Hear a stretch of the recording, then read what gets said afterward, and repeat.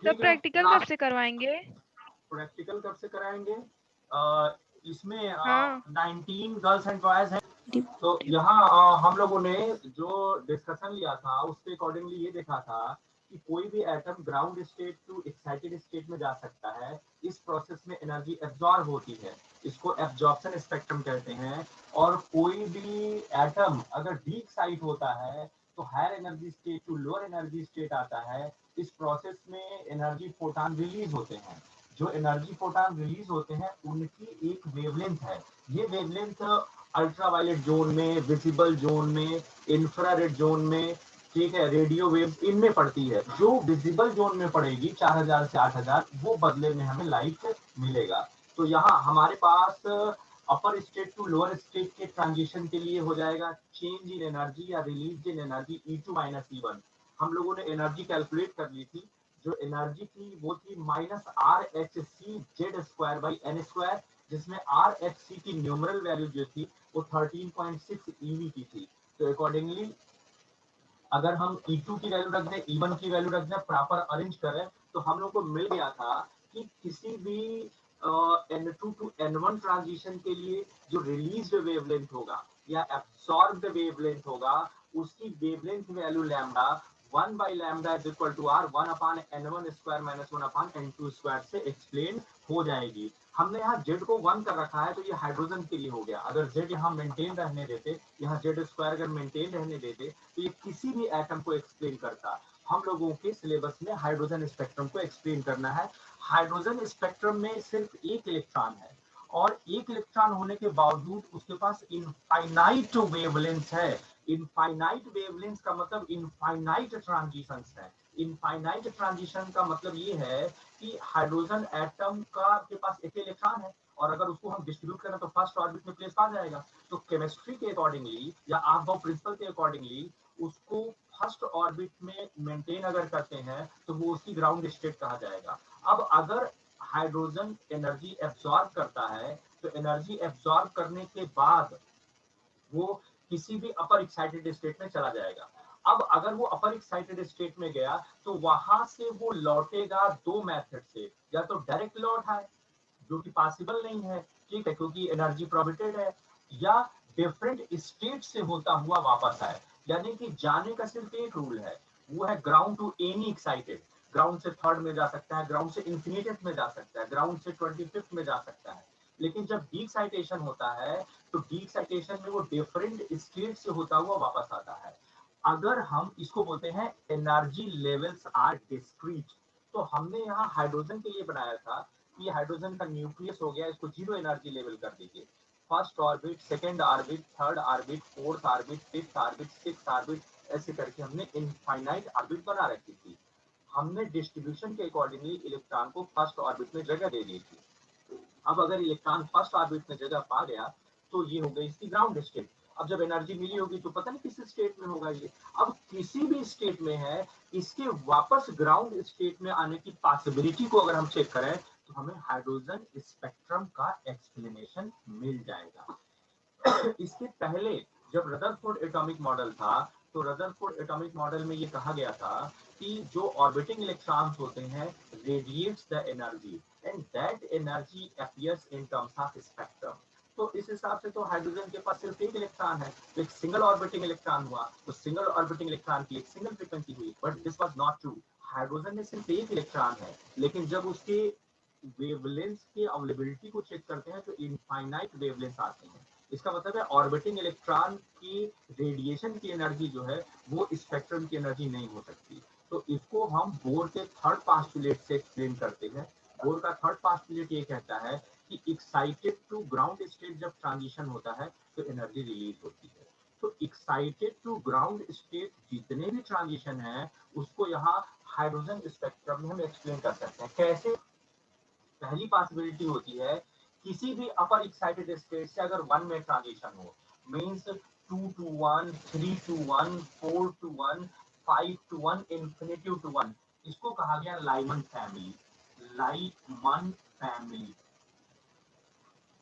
Family ठीक है। किसी भी एक्साइटेड से अगर 2 में जंप हो, ठीक है, 2 में आने के बाद अभी ग्राउंड तो हुआ नहीं, तो 2 से वापस 1 में आ गया, यानी लाइमन फैमिली में आ जाएगा। लेकिन दूसरी जो पॉसिबिलिटी थी उसको डिस्कस करने वाले थे बानर, तो इसका नाम रखा गया बामर सीरीज, बामर सीरीज या बामर फैमिली। बामर फैमिली में क्या होता है कि किसी भी एक्साइटेड से अगर 2 में इलेक्ट्रॉन आया है, हाइड्रोजन की एक्सेस एनर्जी को फ्री किया है, तो इसमें जो ऑब्टेन वेवलेंथ होंगी उनको हम बामर फैमिली में रखेंगे। तो इसमें हो जाएगा 3 to 2, 4 to 2, इंफिनिटिव टू 2। ठीक है, बामर होने के बाद लाइमन एक जरूर होगा। क्यों लाइमन एक जरूर होगा? क्योंकि अभी भी ग्राउंड स्टेट में नहीं है। अब 2 to 1 का जो ट्रांजिशन होगा वो लाइमन फैमिली में हो जाएगा। नेक्स्ट जो पॉसिबिलिटी है वो ये है कि किसी भी एक्साइटेड से थर्ड ऑर्बिट में ट्रांजिशन हो, यानी 4 to 3, 5 to 3, 6 to 3, infinitive to 3। Accordingly यहाँ जो ट्रांजिशन है, इस ट्रांजिशन में हमें जो वेवलेंथ मिलेंगी इनको एक्सप्लेन करने वाले थे पास्चन, तो इनको बोला गया पास्चन सीरीज। पास्चन सीरीज, तो पास्चन में किसी भी एक्साइटेड से 3 में जंप हो जाएगा। और अब देखिए 3 से कितनी पॉसिबिलिटी बनेगी, 3 to 2 की पॉसिबिलिटी बनेगी, 2 to 1 की या 3 to 1 की। अब बाकी की जो पॉसिबिलिटी बनेगी वो लाइमन और बामर में एक्सप्लेन हो जाएगी। तो पास्चन ने कहा था कि किसी भी एक्साइटेड स्टेट टू थर्ड में ट्रांजिशन को हम पास्चन सीरीज में कवर करेंगे। इसी तरीके से नेक्स्ट पॉसिबिलिटी हो जाएगी, अगर एक्साइटेड स्टेट 4, किसी भी अदर एक्साइटेड स्टेट टू 4 का ट्रांजिशन हो रहा है, तो 5 to 4 हो जाएगा, 6 to 4 हो जाएगा, 7 to 4 हो जाएगा, इंफिनिटिव टू 4 हो जाएगा। ये जो पॉसिबल वेवलेंथ है, देखिए हर बार आपको इनफाइनाइट वेवलेंथ मिल रही हैं और इन्हीं वेवलेंथ को हमें कैलकुलेट करना है बाय यूजिंग दिस फार्मूला, जिसमें हम देखेंगे कि लाइमन जो फैमिली है ये अल्ट्रावायलेट में आती है, जो बामर फैमिली है ये विजिबल में आती है। अकॉर्डिंगली हम हाइड्रोजन का इस्तेमाल लाइट क्रिएशन में कर सकते हैं। हम हाइड्रोजन की गैस को बाहर से हीट देंगे या इलेक्ट्रॉन की बॉम्बार्डमेंट करा देंगे हाइड्रोजन मॉलिक्यूल पर, तो हाइड्रोजन का मॉलिक्यूल एक्साइट हो जाएगा। एक्साइट होने के बाद जब वो डीक्साइट होगा तो लाइमन बामर पास्चन ब्रैकेट और फुंड, ये 5 सीरीज आपके सिलेबस में है, Lyman Balmer Paschen bracket bracket and last है फुंड, फुंड में पी साइलेंट है। दिस का मतलब क्या, 6 to 5, 7 to 5, 8 to 5, infinitive to 5, इसको बोलते हैं फुंड सीरीज। तो Lyman Balmer Paschen Brackett and Pfund, ये हो जाएगा फुंड सीरीज। तो इस तरीके से हमारे पास हाइड्रोजन में, बाकी छोड़ दीजिए, क्यों? क्योंकि इतना वीक इंटरेक्शन हो जाएगा ये कि ये चला जाएगा रेडियो वेव्स में, रेडियो का इंफ्रारेड में चला जाता है, तो दिखता नहीं है, ना दिखेगा ना सेंस हो पाएगा।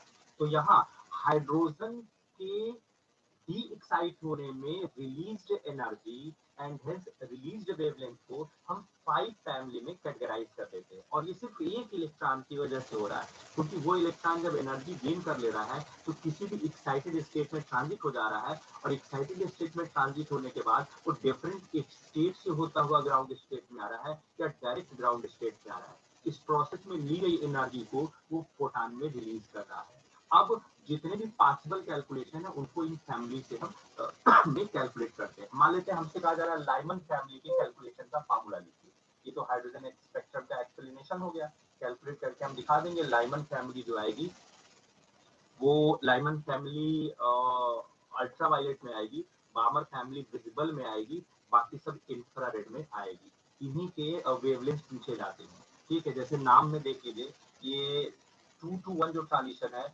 सबसे लो एनर्जी का है, लो एनर्जी मतलब हाईएस्ट वेवलेंथ, तो ऐसे कहेगा लाइमन फैमिली की हाईएस्ट वेवलेंथ को कैलकुलेट कीजिए।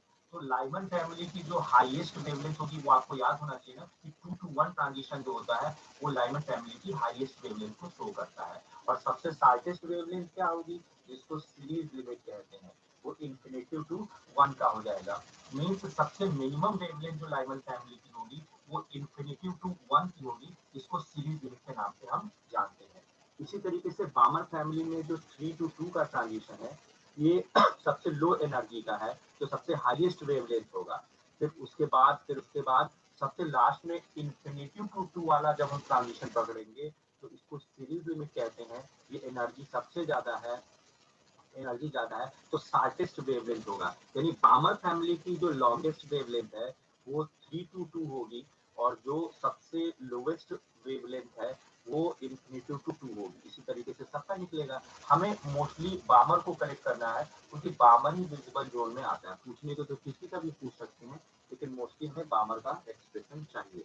अब हम ये कह रहे हैं कि हर फैमिली के लिए हम इस इक्वेशन को सेटल कर सकते हैं। जैसे मैं कह देता लाइमन फैमिली, तो लाइमन फैमिली अगर मैं कहता तो देखिए लाइमन के लिए जो सीरीज हो जाती, पूरी जो वेवलेंथ की सीरीज तैयार होती वो कैसी दिखती, यानी mathematical explanation of Lyman series. अगर मैं लाइमन की बात करूं, लाइमन की, तो लाइमन में किसी भी अपर स्टेट से वन में ट्रांजिशन हो रहा है, n to 1। आपको पता है n की value greater than or equal to 2 होगी।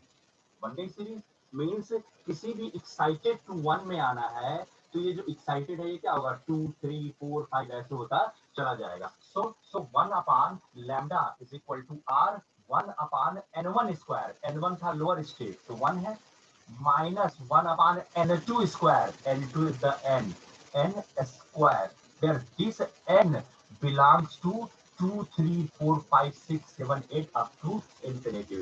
This is called an expression of wavelength for Lyman family. इसको हम लोग 2-3 बार कैलकुलेट करके देख लेंगे, एक्सप्रेस करना आपको आ गया। ठीक है, अगर हम बामर फैमिली की बात करें, बामर फैमिली की, तो बामर के लिए क्या होगा, किसी भी एक्साइटेड से 2 में ट्रांजिशन होगा। ऑब्वियसली 2 में ट्रांजिशन होने के लिए n की वैल्यू जो है वो 2 से बड़ी होनी चाहिए, यानी 3 और 4 5 6 से लेके इंफिनिटी तक जानी चाहिए। यानी एक्साइटेड स्टेट n2 की जगह n लिखिए, और इसकी जो फाइनल स्टेट है वो 2 है। अलग बात है कि फिर 2 to 1 का ट्रांजिशन होगा, ताकि ये जो हाइड्रोजन एटम है या मॉलिक्यूल है वो ग्राउंड स्टेट में आ सके। तो बामर के लिए हमारे पास एक्साइटेड स्टेट को हम n लिखेंगे, ग्राउंड स्टेट को हम 2 लिखेंगे। तो हम इस फार्मूले को बामर फैमिली के लिए एक्सप्रेस कर पाएंगे एज द 1 बाई लैम्डा। ये 1 मार्क्स में आता है और अप्रोक्सीमेट हर साल आता है।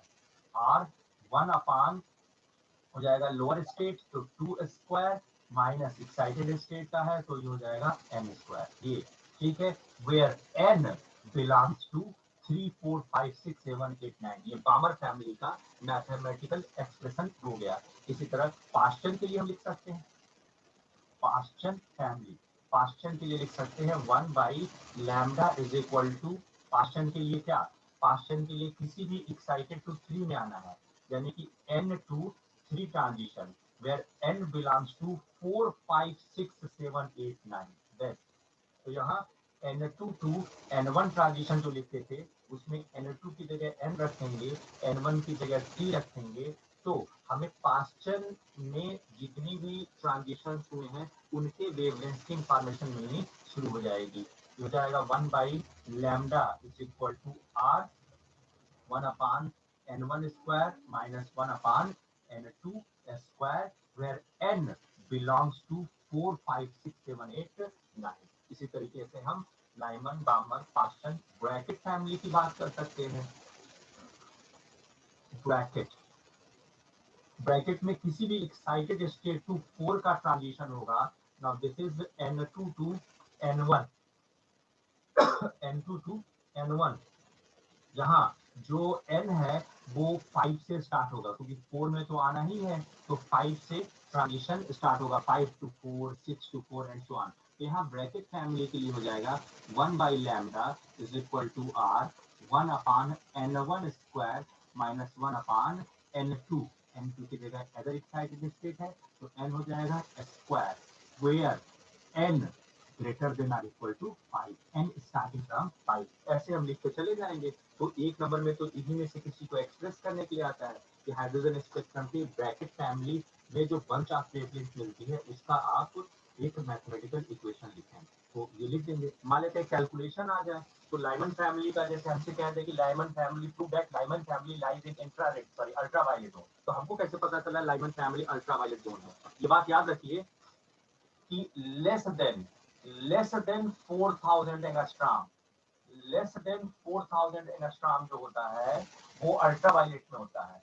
Ultra violet greater than 4000 angstrom to greater than 4000 and less than 8000, यानी 4000 टू 8000 एंगस्ट्रॉम जो होता है वो विजिबल में होता है, विजिबल जोन में होता है। एंड अगर एबव है ग्रेटर देन 8000 एंगस्ट्रॉम तो इसको इंफ्रारेड, ये वीक हो गया, ये टेम्परेचर सेंसेशन दे सकता है आपको, कलर अपीयरेंस नहीं देगा, ठीक है, ये इंफ्रारेड जोन में चला जाएगा। और अगर इससे भी नीचे चला गया तो फिर ये रेडियो वेव में चला जाएगा। तो लेस देन 4000 अल्ट्रावायलेट होता है, greater than 4000 less than 8000 visible में होता है, ग्रेटर देन 8000 एंगस्ट्रॉम इंफ्रारेड में होता है। तो अगर हमसे कह रहा है prove that Lyman family is lying in the ultraviolet zone, तो हमें एक 2-to-1 ट्रांजिशन करा लेना चाहिए, एक इंफिनिटी टू 1 का ट्रांजिशन करा लेना चाहिए, हमें पता चल जाएगा। या शायद यही पूछ दे कि लाइमन की लॉन्गेस्ट वेवलेंथ को कैलकुलेट कीजिए। तो अगर लॉन्गेस्ट वेवलेंथ को कैलकुलेट करना है तो देखिए पास की दो स्टेट लेंगे, तो लो एनर्जी स्टेट मतलब लो फ्रीक्वेंसी, हाई वेवलेंथ के लिए हम पास की स्टेट लेते हैं। तो यहाँ हमारे पास आ जाएगा, कैलकुलेशन में आ जाएगा लाइमन फैमिली कैलकुलेशन। अगर हम लाइमन के लिए कैलकुलेशन करने जा रहे हैं, लाइमन फैमिली, तो सबसे पहला ट्रांजिशन है 2-to-1 का ट्रांजिशन, इसको बोलते हैं हाईएस्ट वेवलेंथ वैल्यू, ठीक है। तो लगा दीजिए formula 1 upon lambda max is equal to R 1 upon n1 square minus 1 upon n2 square, ये हो जाएगा r, ये हो जाएगा 1 माइनस 1/4 दैट इज 3/4। यहाँ से लैम्डा मैक्स की वैल्यू हो जाएगी 4/3r, ये हो जाएगा नाउ 1.1 हो जाएगा, 3 1 जा 1.3 हो जाएगा 1.3, ठीक है, अपान r 1.3, r की वैल्यू होती है 1.1 into 10⁻⁷ पर मीटर, ऊपर चला जाएगा, ये हो जाएगा मीटर, ये हो जाएगा 11 वंजा हो जाएगा, ठीक है, 11 वंजा 11 2 बचा, पॉइंट लगा दीजिए 20 हो गया, 11 वंजा, ठीक है।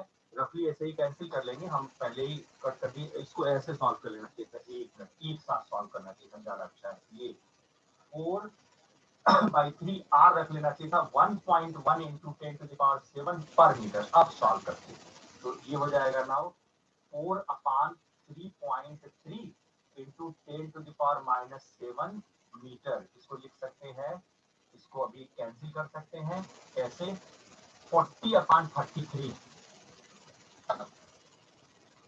ये हो जाएगा 40/33 into 10⁻⁷ मीटर। अभी हम 33 से 40 को कैंसिल करने जाएंगे तो 1 जा हो जाएगा, हो जाएगा 33, 7 हो जाएगा, पॉइंट ले लिए 70 हो जाएगा, 2 जा आगे अगर बढ़े तो यही 2 डिजिट रिप्लेस होती है, 1 2 1 2, आगे का हर बार यही रिप्लेस होगा 1 2 1 2 1 2, यानी ये हो जाएगा 1.212 into 10⁻⁷ मीटर, ठीक है, ये हटाएंगे तो 10⁻⁻10 हो जाएगा एंगस्ट्रॉम, 12 एंगस्ट्रॉम, देखिए 12 एंगस्ट्रॉम, यानी ये हो गया 1212 एंगस्ट्रॉम, यानी लेस देन 4000 एंगस्ट्रॉम हो गया, ये चला गया अल्ट्रावायलेट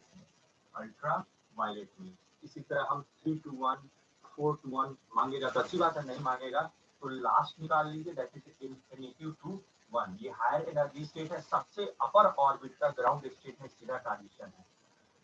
अगर ऐसा है तो इसको बोलते हैं शॉर्टेस्ट वेवलेंथ या बोलते हैं सीरीज लिमिट।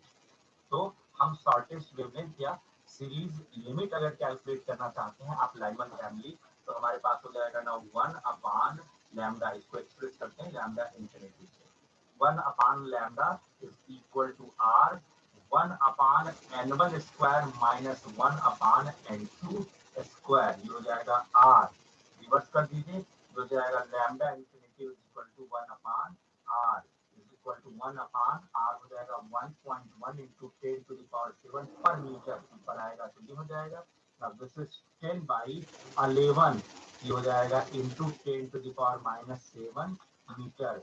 पॉइंट लेंगे तो हो जाएगा 100 9 जा फिर 0 फिर 9 जा फिर 0, ठीक है 9090 into 10 to the power -7 metre 1 2 3 ये हो जाएगा 909 और ये हो जाएगा एंगस्ट्रॉम। इसका मतलब है पूरी की पूरी जो लाइमन सीरीज है वो Lyman series 909 angstrom to 1212 angstrom के बीच में इकट्ठी हो गई and this lies in the ultra violet zone much energise है और ये न दिखाई देगी न यहाँ ये थोड़ा टेम्परेचर आपको दे सकती है और म्यूटेशन दे सकती है, जेनेटिकल कोड चेंज कर सकती है। तो यहाँ जो लाइमन फैमिली है वो लाइमन फैमिली की जो वेवलेंथ स्पैन है वो वेवलेंथ स्पैन अल्ट्रा वायलेट में पड़ रही है 909 एंगस्ट्रॉम टू 1212 एंगस्ट्रॉम ये निकल गया। ठीक है, इस तरीके से प्रूव हुआ कि Lyman family ultra violet zone में लाई करती है। आ जाइए बामर फैमिली। अगर हम बामर फैमिली की बात करें तो बामर फैमिली में हर लाइन को एक नाम दिया गया है। जैसे जो पहला ट्रांजिशन होगा वो 3 to 2 का ट्रांजिशन होगा, ठीक है, इसका नाम दिया गया है एच अल्फा लाइन। अलग बात है कि आपको पता है कि सबसे हायर वेवलेंथ की वैल्यू को शो करता है। ये भी पूछ सकता है कि बामर फैमिली में जो वेवलेंथ आएंगे उसमें सबसे हाईएस्ट वेवलेंथ की वैल्यू क्या होगी। तो 3 to 2 ट्रांजिशन के लिए आप इसको यूज कर सकते हैं। ठीक है, फिर 4 to 2 का ट्रांजिशन है, इसका नाम है एच बीटा लाइन। ठीक है, फिर 5 to 2 का ट्रांजिशन है, इसका नाम है एच गामा लाइन। फिर 6 to 2 का ट्रांजिशन है, इसका नाम है H delta line. Dash dash dash in तक नाम दिया गया। उसके बाद लास्ट है इन्फिनिटिव टू 2, इसका नाम है एच इन्फिनिटिव लाइन। इसका नाम या तो सीरीज लिमिट होता है, सीरीज लिमिट, या इसका नाम होता है the highest, the shortest. Highest तो पहले निकल गया, शार्टेस्ट वेवलेंथ तो ये होता है लैम्डा मिन। ये इस तरीके से बामर फैमिली में सारे नाम रखे गए हैं। मान लेते हैं हम 3 to 2 ट्रांजिशन की बात कर रहे हैं। 3 to 2 ट्रांजिशन, अगर 3 to 2 ट्रांजिशन की बात कर रहे हैं तो 1 by lambda is equal to R. एकदम आसान है, बस एक बार आपके दिमाग में सेटल हो जाए, कैलकुलेशन तो बहुत आसान है। आईआईटी का पेट पार्ट है, नीट का पेट पार्ट है और साथ में जो है फिजिक्स में तो मॉडर्न फिजिक्स है तो हमेशा आता है। आपको 35 मार्क्स ये कम से कम देके जाएगा। ये मतलब पूरी मॉडर्न फिजिक्स देके जाएगी। मॉडर्न फिजिक्स में फोटो इलेक्ट्रिक इफेक्ट है, एक्सरे नहीं है इस साल, फिर उसके बाद मैटर वेव्स है, एटॉमिक फिजिक्स है, न्यूक्लियर फिजिक्स है, सेमीकंडक्टिंग फिजिक्स है।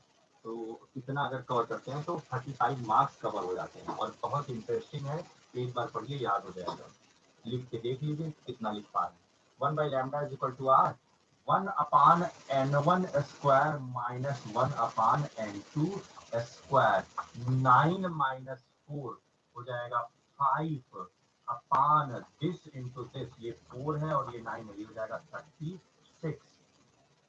ये लैम्डा हो जाएगा is equal to 36 by 5 are.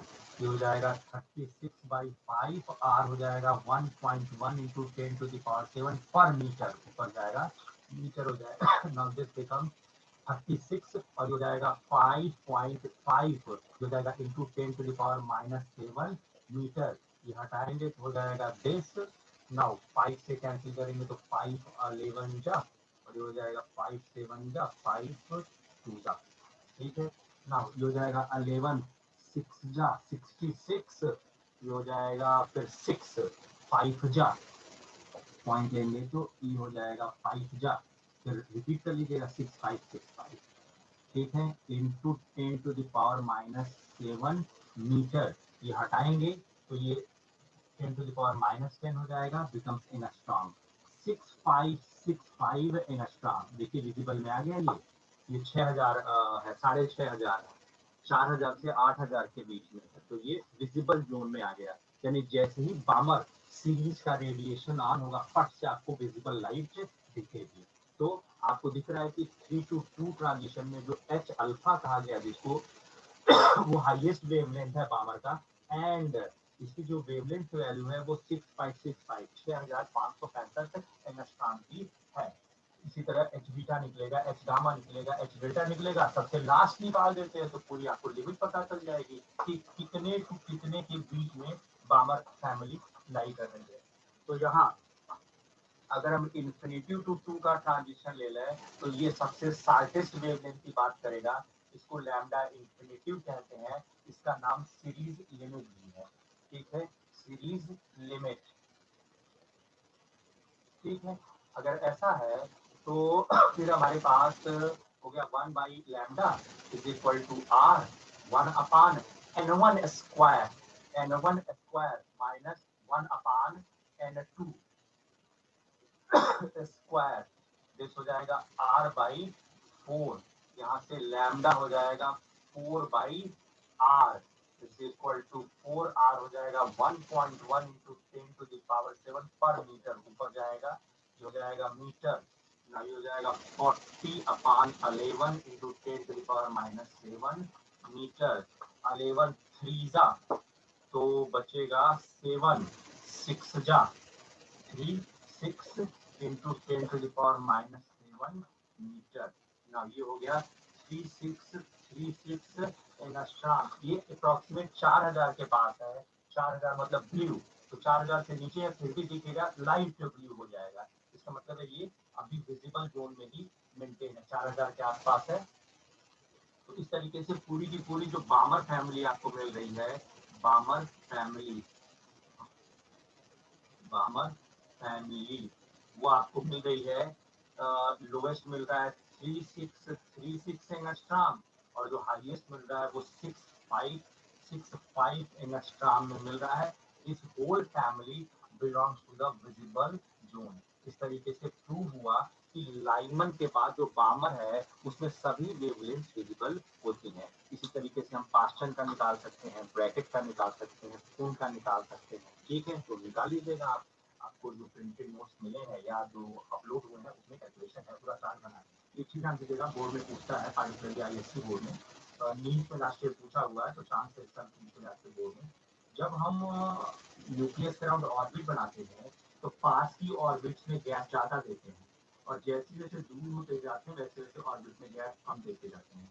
इसका फिजिकल सिग्निफिकेंस ये है कि एक्चुअली में न्यूक्लियस के पास ऑर्बिट में गैप ज्यादा देने का मतलब एनर्जी डिफरेंस ज्यादा है, और जैसे जैसे हम अपर स्टेट में जाएंगे इनके बीच एनर्जी का डिफरेंस काफी कम होता जाएगा। मतलब ये है कि न्यूक्लियस के पास ऑर्बिट में मेंटेन होने के लिए बहुत ज्यादा एनर्जी की जरूरत पड़ती है।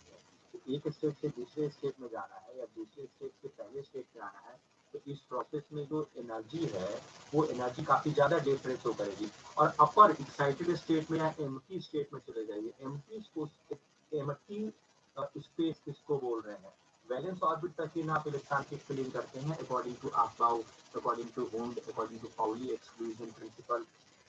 तो ऐसा नहीं है कि आपने जो इलेक्ट्रॉन की फिलिंग की है उसी रूल के अकॉर्डिंगली इलेक्ट्रॉन की फिलिंग हो रही है। आपने केमिस्ट्री में जो इलेक्ट्रॉन की फिलिंग का रूल अडॉप्ट किया है वो मिनिमम एनर्जी स्टेट और मोस्ट स्टेबल स्ट्रक्चर के लिए डिस्कस किया है, यानी आपने माना है कि अगर इस रूल के अकॉर्डिंगली इलेक्ट्रॉन का डिस्ट्रीब्यूशन होता है इन द डिफरेंट ऑर्बिट, तो वो एटम या वो मटेरियल मोस्ट एक्साइटेड स्टेट में, सॉरी मोस्ट स्टेबल स्टेट में होगा। लेकिन अपनी एनर्जी स्टेबिलिटी या अपनी एनर्जी अवेलेबिलिटी के अकॉर्डिंगली ये किसी भी अपर स्टेट में जो जो लास्ट वैलेंस सेल है उसके इलेक्ट्रॉन की बात हो रही है कि जो लास्ट वैलेंस इलेक्ट्रॉन वाली सेल है उसको आप ग्राउंड सेल कहते हैं, उसके ऊपर की जितनी सब एम्प्टी या फिर कंडक्शन सेल कहलाती है। क्यों कंडक्शन कहलाती है? न्यूक्लियस की पकड़ से बाहर है, वैलेंस सेल के बाहर की जो ऑर्बिट है वो न्यूक्लियस के पकड़ के बाहर हो गई, तो वैलेंस सेल के ऊपर की जो ऑर्बिट्स है उनको एम्प्टी ऑर्बिट्स या कंडक्शन ऑर्बिट कहते हैं, क्योंकि उन्हीं ऑर्बिट्स के इलेक्ट्रॉन का यूटिलाइजेशन हम करंट कंडक्शन में करते हैं। ये बात हम सेमी कंडक्टर में सीखेंगे। तो ऐसा नहीं है कि अगर आपने फोर्थ ऑर्बिट तक इलेक्ट्रॉनों का डिस्ट्रीब्यूशन किया है तो fifth orbit, sixth orbit, seventh orbit नहीं है। ऑर्बिट्स तो ढेर सारी है और उनमें इलेक्ट्रॉन से पाए जाने की पॉसिबिलिटी भी है। ये डिपेंडेंट होगा कि जो एटम या मॉलिक्यूल है वो एक्साइटेड स्टेट में है कि ग्राउंड स्टेट में। ग्राउंड स्टेट में है तो ना वो केमिकल एक्टिविटी में पार्टिसिपेट करता है ना फिजिकल एक्टिविटी में पार्टिसिपेट करता है। एक्साइटेड स्टेट में है तो उसके पास एक्सेस एनर्जी है, उस एक्सेस एनर्जी को लेकर के वो वर्क करता है। उस वर्क से हमें फोटो इलेक्ट्रिक इफेक्ट मिला है, उस वर्क से हमें स्पेक्ट्रम्स मिल रहे हैं, उस वर्क से हमें इंफ्रारेड एंड अल्ट्रावायलेट जोन मिल रहे हैं। तो यहाँ सिर्फ ये बात हमें करनी है कि किसी भी एटम में जब आप डिफरेंट ऑर्बिट्स को बनाते हैं तो जैसे जैसे अपर ऑर्बिट की तरफ जाएंगे गैप कम होता जाएगा। गैप कम होने का मतलब या गैप कम करते जाने का मतलब है कि न्यूक्लियस के पास की जो ऑर्बिट का एनर्जी डिफरेंस ज्यादा होता है और जो दूर की ऑर्बिट होती है उनका एनर्जी डिफरेंस कम होता है। अब इसको क्वेश्चन कैसे पूछेगा, जरा आप सोच के देखिए। तो अभी हाइड्रोजन स्पेक्ट्रम की बात हुई, ये फर्स्ट ऑर्बिट था, सेकेंड ऑर्बिट था, थर्ड ऑर्बिट था, फोर्थ ऑर्बिट था, फिफ्थ ऑर्बिट था, सिक्स्थ ऑर्बिट था, सेवंथ ऑर्बिट था। ऐसा क्या होगा, कॉन्टिन्यू हो जाएगा। कॉन्टिन्यू का मतलब इतना कम एनर्जी डिफरेंस है कि हम डिफरेंट ऑर्बिट्स के बीच पहचान ही नहीं कर पाएंगे, या इनके बीच अगर ट्रांजिशन हुआ तो रिलीज एनर्जी का अमाउंट काफी कम होगा। जब हमने लाइमन की बात की थी तो आपको पता है 2-2-1, 3-2-1, 4-2-1 ये लाइमन था। फिर हमने बामर की बात की थी तो 3-2-2, 4-2-2, 5-2-2 ये बाबर की बात हो गई थी। जब हमने पास्चन की बात की थी तो 4-2-3,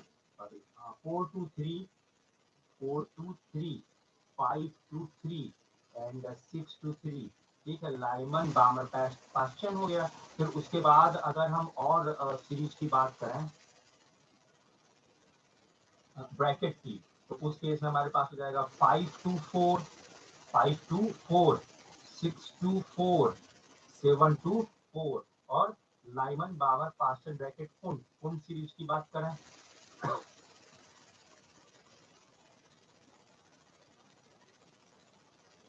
की बात करें तो 6-5, 7-5, 8-5 एंड सो ऑन। इसमें सबसे शार्पेस्ट वेवलेंथ कौन है, सबसे छोटा वेवलेंथ कौन है? देखिए, अगर हम लाइमन की बात करें तो आपको पता था कि सबसे छोटा वेवलेंथ ये है, मतलब लाइमन फैमिली में सबसे छोटा वेवलेंथ है इन्फिनिटी टू 1। क्लियर है, ये लो एनर्जी है, पास का है ना ये डिफरेंस, और जो इन्फिनिटी टू 1 का ट्रांजिशन है वो दूर का गैप है। तो सबसे शार्टेस्ट वेवलेंथ की बात करें तो लाइमन का सबसे शार्टेस्ट था इन्फिनिटी टू 1, इसी तरह बामर का सबसे शार्टेस्ट था इन्फिनिटी टू 2, इसी तरह सबका है। इन सबके शार्टेस्ट में शार्टेस्ट कौन है?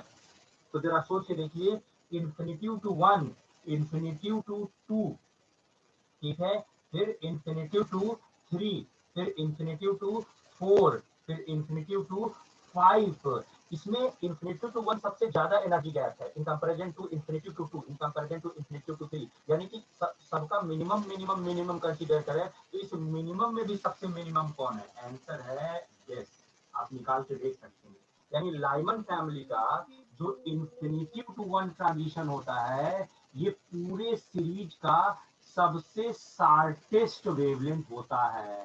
तो अगर आपसे पूछ गए कि हाइड्रोजन स्पेक्ट्रम की सबसे शार्टेस्ट वेवलेंथ को कैलकुलेट कीजिए तो ये बात आपको पता होगी, तब तो आप कैलकुलेट करेंगे। तो इस तरीके से लाइमन फैमिली का इन्फिनिटी टू 1 जो होता है वो सबसे लॉन्गेस्ट एनर्जी स्टेट होता है, क्योंकि फिर इसका जब इन्फिनिटी टू 2 पकड़ेंगे तो कम एनर्जी, कम एनर्जी, कम एनर्जी, कम एनर्जी, कम, तो वेवलेंथ बढ़ रहा है। यानी कि इन्फिनिटी से 5, इन्फिनिटी से 4, इन्फिनिटी से 3, इन्फिनिटी टू 2, इन्फिनिटी टू 1 में सबसे शार्टेस्ट वेवलेंथ जो है वो इन्फिनिटी टू 1 का है। सबसे लॉन्गेस्ट वेवलेंथ क्या कोई बताएगा? इस पूरे फैमिली में पांचों में सबसे लॉन्गेस्ट वेवलेंथ कौन सा है? एनीवन? हाँ जया, सबसे पहले माइक तुम्हारा ही ओपन हुआ है। अब अगर इसमें हम देखें सर 6 to इसमें हम देखें तो अच्छा, अब हम सबसे लॉन्गेस्ट वेवलेंथ की बात कर रहे हैं तो लाइमन का सबसे लॉन्गेस्ट होता था 2-2-1, ठीक है, बामर का सबसे लॉन्गेस्ट होता था 3-2-2, 3 to 2। ठीक है, एंड सो ऑन। अब देखिए कि ये मिनिमम है, ठीक है, 2-1। अब इससे भी कम एनर्जी ये है, पर ये 2-1 एनर्जी मिनिमम है, वेवलेंथ मैक्सिमम है। इससे भी कम ये है, इससे भी कम ये है, इससे भी कम ये है, इससे भी कम ये, सबसे कम ये है। सबसे लो एनर्जी 6 to स्टेट जो 5। है वो है 6-5, यानी जो 6 to 5 ट्रांजिशन होगा ये इस पूरे हाइड्रोजन फैमिली का सबसे लो एनर्जी स्टेट मीन सबसे हायर वेवलेंथ होगा, लैम्डा मैक्स का भी मैक्स होगा। तो ध्यान दीजिएगा, बोर्ड के एग्जाम में चांस है, हमने आईएससी कहा, इसका मतलब खाली आईएससी नहीं है, सीबीएसई में भी आ सकता है, लेकिन मेरे ख्याल से इस साल सीबीएसई में पूरा हाइड्रोजन स्पेक्ट्रम लिखने को आएगा। आपको बताना पड़ेगा कि हाइड्रोजन स्पेक्ट्रम क्या है, इसको बोर्ड ने कैसे एक्सप्लेन किया, एंड किसी एक फैमिली का फुल प्लेस हो सकता है। अब नाम रख दे तो उसी फैमिली का, नहीं नाम रखेगा तो कोई बात नहीं। इस तरीके से हम लोगों ने एटॉमिक फिजिक्स को कवर किया। इसमें आप रदरफोर्ड अल्फा स्कैटरिंग देखते हैं, इसके बारे में भी जान लीजिए। रदरफोर्ड अल्फा स्कैटरिंग में जब हम अल्फा पार्टिकल को टुवर्ड द न्यूक्लियस थ्रो करते थे तो आपको बताया गया होगा कि बहुत सारे अल्फा जो थे वो सीधे निकल गए, बहुत सारे अल्फा थे वो डेविएट हो गए, बहुत सारे अल्फा थे वो बहुत ज्यादा डेविएट हो गए, कुछ अल्फा ऐसे थे जो 180 degree called head on collision गए और सीधे रिफ्लेक्ट बैक हो गए। तो number of scattered alpha particle, कितने अल्फा पार्टिकल एक पार्टिकुलर थीटा पर स्कैटर्ड हुए, तो आपको याद रखना है, 1 मार्क्स में लिखने के लिए आता है। थीटा का मतलब क्या, इनिशियल ट्रैवलिंग क्या थी और फाइनल ट्रैवलिंग क्या है कि बीच एंगल थीटा, यानी कि how many alpha particles are scattered at a particular angle theta. तो यहाँ आपको याद करना है number of scattered particle proportional to 1 upon sine 4 theta by 2, यानी कि थीटा डिग्री पर स्कैटर्ड जो नंबर ऑफ अल्फा पार्टिकल्स होंगे वो n proportional to 1 upon sine to the power 4 theta by 2 के प्रोपोर्शनल होंगे। फॉर एग्जांपल देखिए 180 डिग्री वाला, इसको हेड ऑन कहते हैं, तो 180 डिग्री अगर हम रखे तो पता चल जाता है कि 180 डिग्री पर कितने अल्फा पार्टिकल स्कैटर हुए। तो थीटा 180 रखेंगे तो आएगा n proportional to 1 upon sine 4 180 by 2 90, this is going to max, sine 90 max होता है, तो n गोइंग टू मिन। इसका मतलब है कि 180 डिग्री वाले नंबर ऑफ स्कैटर्ड पार्टिकल की संख्या सबसे कम है। तो इसी को तो उन्होंने कहा था कि न्यूक्लियस की साइज बहुत छोटी है। उनको कैसे पता चला था न्यूक्लियस की साइज बहुत छोटी है? अगर न्यूक्लियस की साइज बड़ी होती तो हेड ऑन कोलिजन के कई पार्टिकल मिलते। यहाँ डिनोमिनेटर मैक्स हो जा रहा है, 180 रखते ही डिनोमिनेटर कम हो जा रहा है, इससे पता चल रहा है न्यूक्लियस साइज छोटी है और हेड ऑन कोलिजन का चांस कम है। Most part of the atom is empty, कैसे पता चला? सीधा निकल जाने का मतलब क्या हुआ? सीधा निकल जाने का मतलब 0 डिग्री हुआ ना, साइन 0 0, और साइन 0 0 तो 1 अपॉन 0 तो इंफिनिटी होता है, यानी n इंफिनिटी हो जाएगा, यानी most of the alpha particle सीधे निकल गए। सीधे निकल गए मतलब most part of the atom was empty. तो उन्होंने मैथमेटिकल कंक्लूजन लिए थे। अलग बात है कि लोअर क्लास में मैथमेटिकल कंक्लूजन ना लेकर के उसको उन्होंने स्टेटमेंट में कन्वर्ट कर दिया कि most part of the atom is empty, ठीक है, nucleus is positively charge and